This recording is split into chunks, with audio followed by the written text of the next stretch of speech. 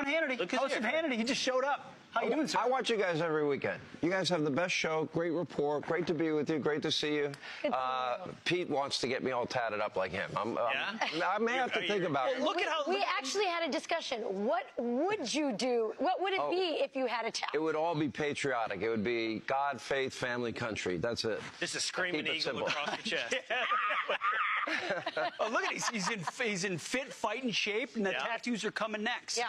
Well, I can see it. Well, I've been training mixed martial arts. I'm in my 13th year. Train every day, hour and a half a day, never miss. Love it. This, real quick, we'll move on to the news today. So I need a partner. He's backing out of the Navy SEAL swim in August. Okay, I'm not a swimmer.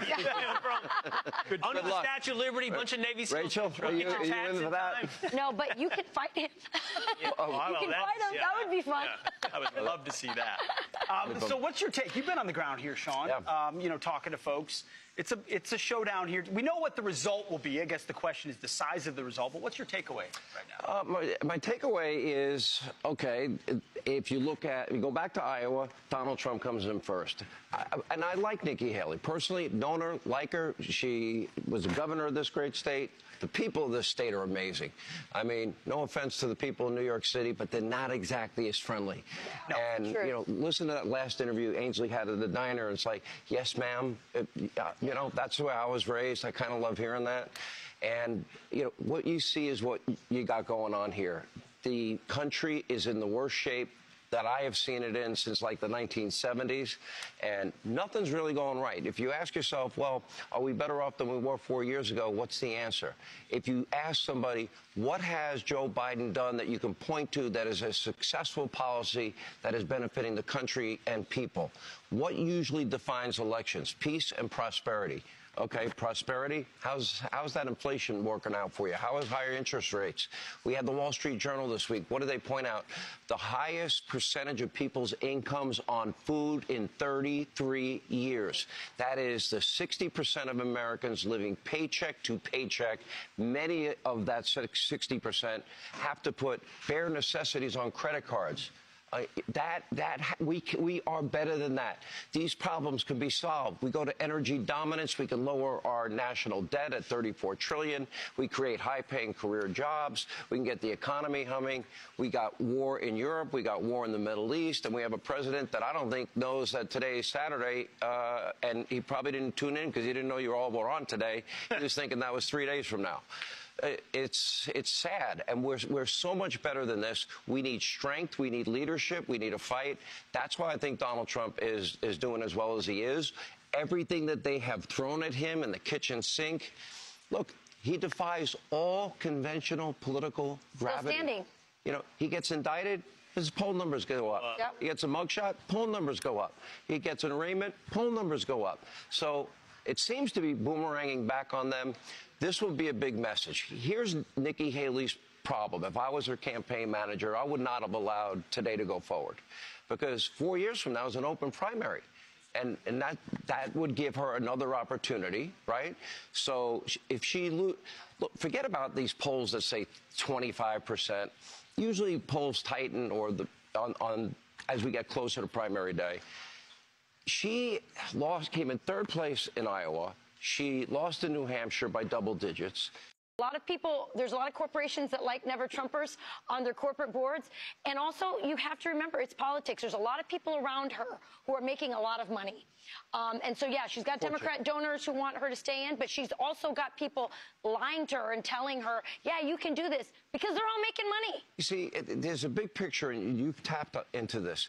All the Never Trumper money is right now going to her. She's the last one standing. Right. So the amount of money is massive.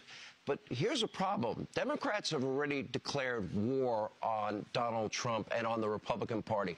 I'll tell you, the comments yesterday made by Gavin Newsom about how Republicans are putting rapists ahead of the women that they impregnate.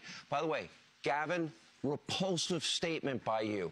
And coming from you, I've got to be honest. Frankly, every crime committed in your sanctuary state of California, including raping and the murders that have taken place, illegal immigrants, that is because of your policies, Joe's open borders, where they literally are allowing unvetted illegal immigrants from Iran and Syria and Afghanistan and Egypt and Russia and China to cross our border. He bears that responsibility, and Joe Biden bears that responsibility. And God forbid, you know, among those nearly 10 million illegals unvetted in this country, we wake up one morning like we did in 2001 on 9/11, and there's an attack. The likelihood of that is growing every day we do not secure the border. Yeah. That border must be secure. And I have a big announcement about that on Monday, about the border. Yeah. All right. Speaking of things that are coming up, Brett and Martha have special primary coverage, South Carolina primary coverage, starting today at 7 p.m. Eastern time. And then if you want to pull up your phone and start streaming, our own Pete Hegseth is covering, hosting, leading up South Carolina primary coverage over at Fox Nation. All three of us are going to be there. Think of Fox Nation as your watch party. So while you're watching Brett and Martha, which you should do, don't turn that off. Pull us up on your iPad and your iPhone. Will you do that, Sean? No, I always go over to you.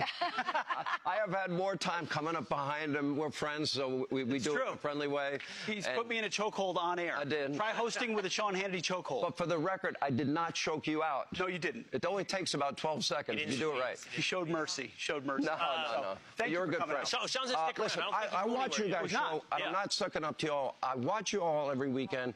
You all do such a great job. You have such great chemistry.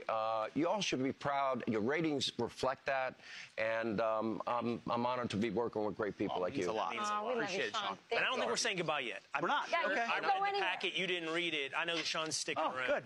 I like to learn about sticking around? Yeah, I think so. I'm here for the. I'm Steve Doocy. I'm Brian Kilmeade. And I'm Ainsley Earhart. And click here to subscribe to the Fox News YouTube page to catch our hottest very sloppy with their foulings, out of control. From a legal standpoint, it would seem like they're easy to beat.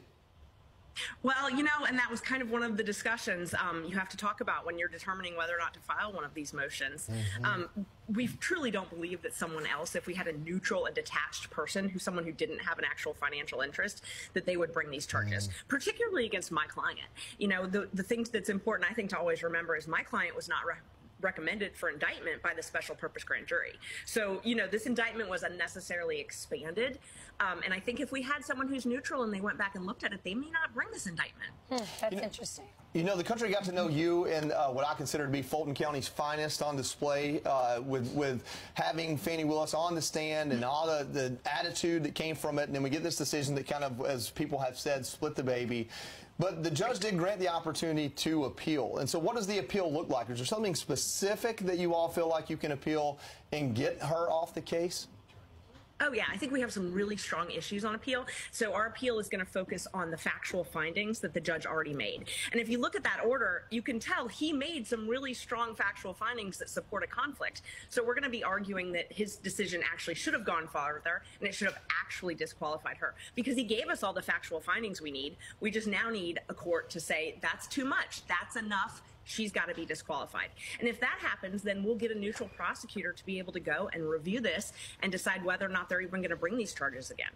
Actually, let me ask you about the human side of this because, you know, your client, Donald Trump, the former president, he's on trial. This is, of course, part of a greater coordinated effort to not let people vote for him in the coming election.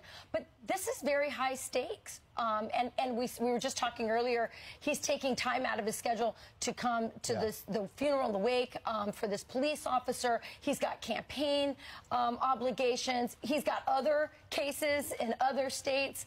What's his mental state? And I mean, he seems to be handling it so well. How does he compare to other clients who are under this kind of pressure? Well, my client, I represent Michael Roman, so I'm part of the team that they represent Donald Trump. But this is immensely stressful for everyone. I mean, as you can imagine, being charged with a crime where you could potentially go to prison, I can't imagine much greater stress. It's one of the most stressful situations in the entire world. And, you know, having to think about going in front of a jury and putting your fate in the hands of 12 people, that's extremely stressful. Having to deal with all these different court hearings is extremely stressful. And for President Trump, that's even, you know, confounded by the fact that he's got all these different jurisdictions that he's got to answer to. I mean, you could see it in the conflict letters. There were some conflict letters filed earlier this week where he's telling one judge, I've got to be here, and another judge, I've got to be here. That's stressful. Anytime you're supposed to be more than one place and you're one human being, that's stressful. Then coupled with the fact that all of these have serious legal ramifications, that's a full-time job for someone. Seems almost impossible. Which is probably part of the plan of all this. For sure. Keep in mind, too, Part of Jim the Jordan. election interference plan. Jim Jordan's also looking into Fani Willis and trying to find out about what she was up to and try to get all this information that she's reluctant to give over, although she swears she's cooperating. Ashley, it's going to be a busy day. We're going to be watching you. It is. Good to see you all. Thank you.